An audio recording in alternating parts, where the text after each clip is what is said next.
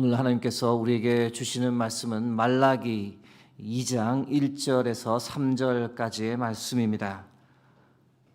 가지고 계신 구약 성경 1328면이 되겠습니다.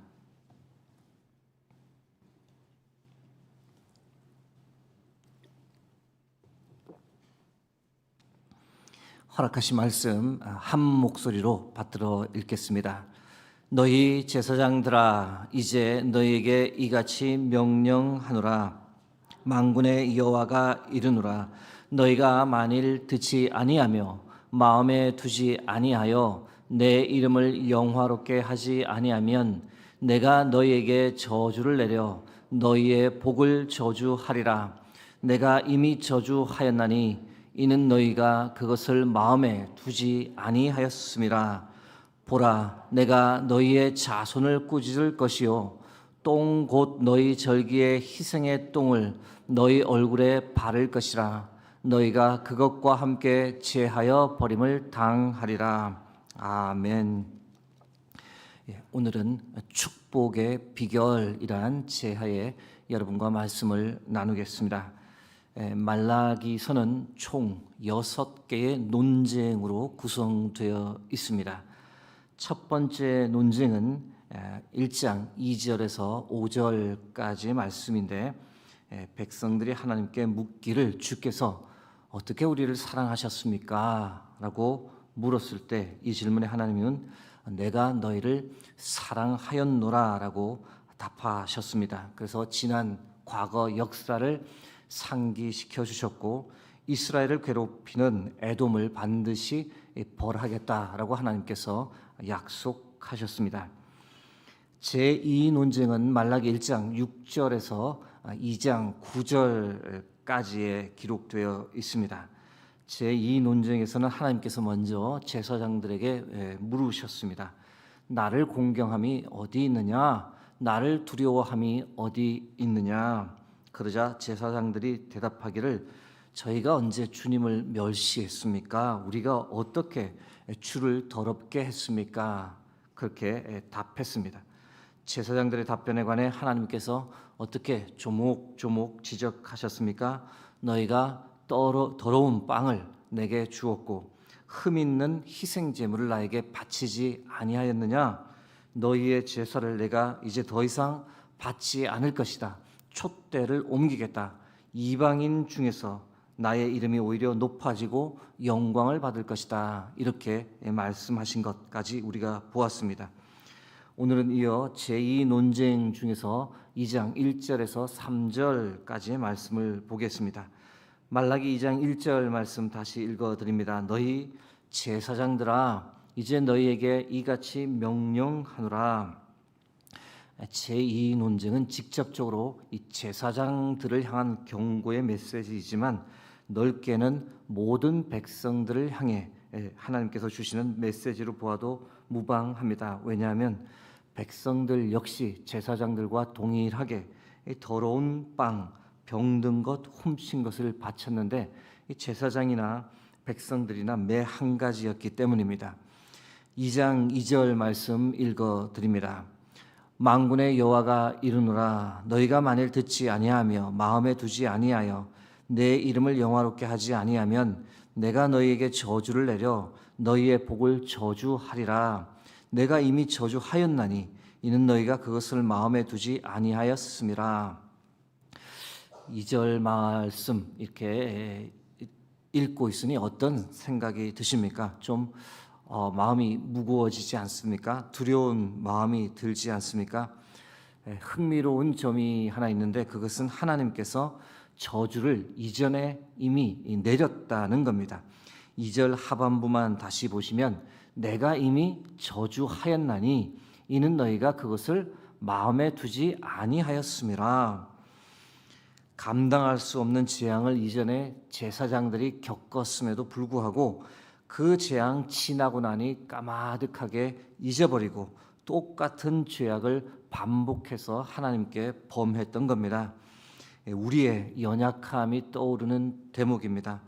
가정에 어려움이 있을 때, 경제적 어려움이 있을 때, 건강에 문제가 생길 때 하나님께 나와 간절히 간구하고 기도하다 다 해결되면 그 감사함도 잊어버린 채 하나님으로부터 싹 돌아서는 이 우리 신앙의 얄팍한 모습을 떠올리게 됩니다.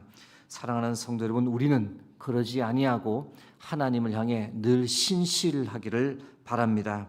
하나님께서 우리를 향해 늘 변함없으시듯 우리 역시 하나님을 향해 늘 변함없는 모습으로 살아갈 수 있기를 소망합니다. 이랬다 저랬다 하는 모습 보이지 말고 충실한 모습, 성실한 모습, 하루하루 최선을 다해 살아가고 주께서 주신 믿음으로 흔들리지 않는 모습을 보이며 하나님께서 기뻐하시는 삶을 살아가는 저와 여러분 되기를 주의 이름으로 축복합니다. 과거 하나님의 저주를 경험하고도 삶의 태도가 바뀌지 않자 하나님께서 다시 저주할 것을 경고하시는데 어떻게 하시겠다 말씀합니까? 말라기 2장 3절 말씀입니다. 보라, 내가 너희의 자손을 꾸짖을 것이요 똥 곧 너희 절기의 희생의 똥을 너희 얼굴에 바를 것이라. 너희가 그것과 함께 제하여 버림을 당하리라. 3절 후반부에는 희생 제물의 똥을 얼굴에 바르고 아예 제사장 너희들을 제하여 버리겠다라고 무시무시한 경고를 하십니다. 그뿐입니까? 3절 전반부 보시면 무엇이라고 말씀합니까? 내가 너희의 자손을 꾸짖을 것이요 라고 말합니다. 참 무서운 말입니다. 잘못은 내가 했는데 하나님께서 나의 자녀들에게 화를 내신다라는 의미입니다. 반대의 경우부터 한번 생각해 보겠습니다. 여러분께서 여러분의 자녀나 손주를 위해 하나님께 드린 그 기도 하나하나가 쌓여 그 축복이 누구에게로 돌아가겠습니까? 당연히 여러분의 자녀, 손주에게 돌아갑니다. 하나님께서 여러분의 기도를 다 기억하시는 줄 믿습니다. 그렇기 때문에 우리가 자녀와 손주를 위해 더 간절히 하나님의 도우심과 인도하심을 위해 기도할 필요가 있습니다. 다른 면을 생각해 볼까요? 여러분이 하나님께 드리는 물질, 그 드림이 과연 누구에게 다 돌아갈까요? 여러분, 우리의 하나님은 여러분의 드림, 여러분의 마음을 결코 잊지 않으시고 반드시 여러분의 후손에게 보답하시는 하나님인 줄 믿으시기 바랍니다. 그렇다면 반대의 경우는 어떨까요? 여러분이 신앙생활을 하면서 기도도 없고 하나님께 드림도 없고 헌신도 없다면 여러분 어떻게 될까요? 사랑하는 성도 여러분, 지금의 나의 믿음, 지금의 나의 행동이 나의 후손들에게 영향을 미친다라는 생각을 하며 살아야 합니다. 이것은 지극히 당연한 현상입니다. 그것을 생각할 때 하나님을 향해 내가 어떻게 행동해야 하는지, 어떤 자세를 가져야 하는지 우리가 더 심각하게, 더 진지하게 생각하고 믿음 생활해야 합니다. 여러분의 기도가 쌓이고 여러분의 드림이 쌓이고 여러분의 순종과 헌신이 쌓여 그것이 여러분의 자녀들에게 축복으로 돌아가는 축복된 삶을 살아가시기를 주의 이름으로 축복합니다. 그렇게 살려면 우리가 어떻게 해야 할까? 오늘 본문에서 우리가 그 비결을 발견할 수 있습니다. 실제로는 저주를 받는 3가지 이유를 언급하고 있는데 그 메시지를 지혜롭게 반대로 생각해 보면 하나님께서 주시는 축복 누리고 그 축복이 우리의 자녀들에게 가는 축복의 비결 3가지를 볼 수가 있습니다. 2장 2절의 말씀 다시 한번 보여드립니다. 여러분이 쉽게 구분할 수 있도록 표시해 두었습니다.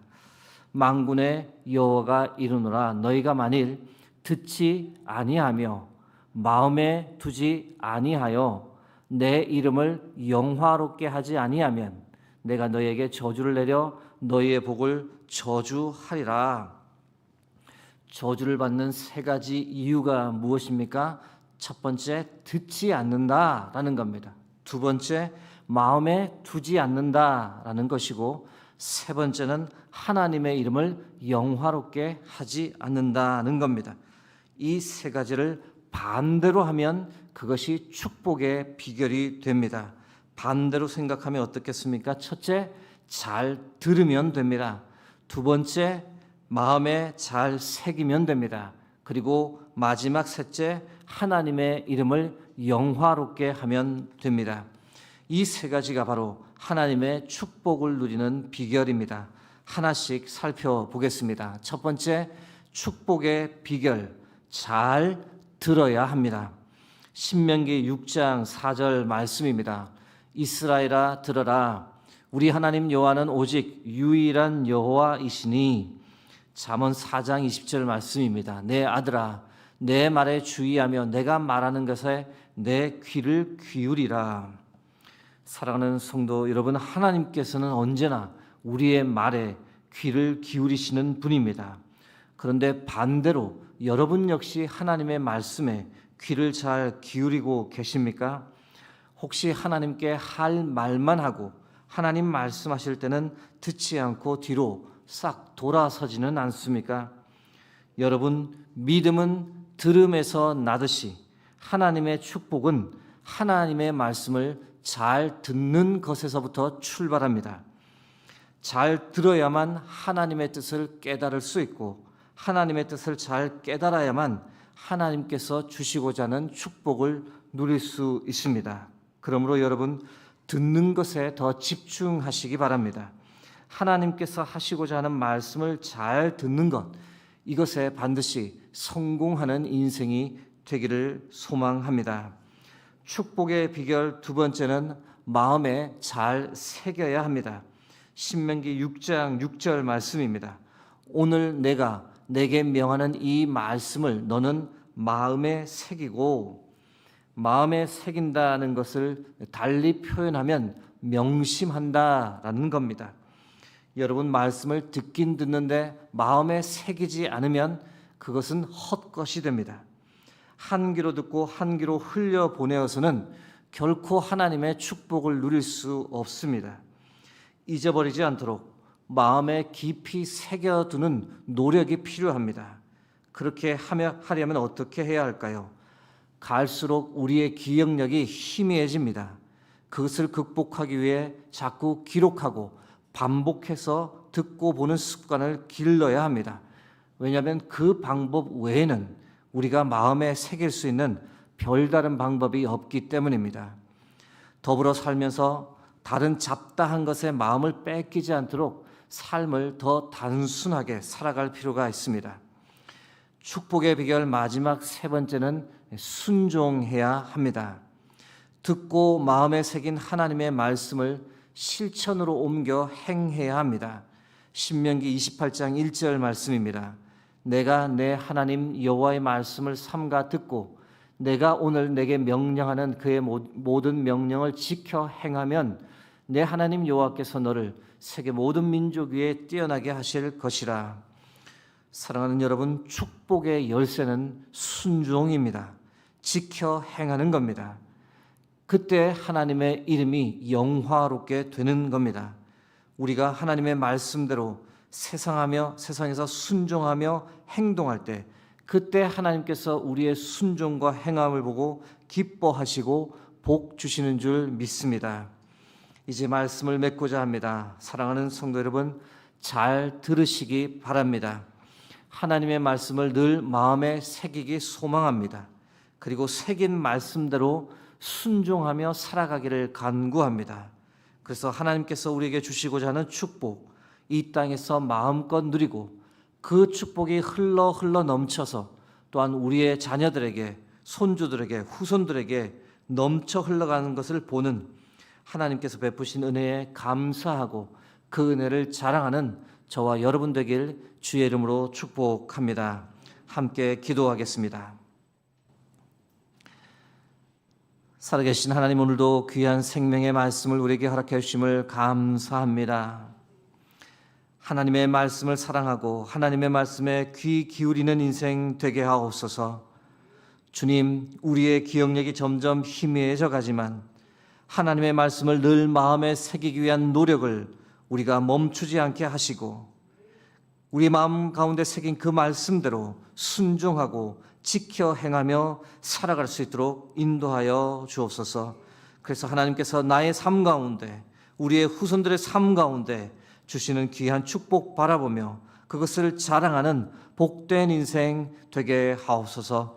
오늘도 흩어져 사는 모든 수요동교회 성도님들의 삶을 주께서 눈동자같이 지켜주시고 날개 그늘 아래 보호하여 주옵소서. 예수 그리스도의 이름으로 기도드립니다.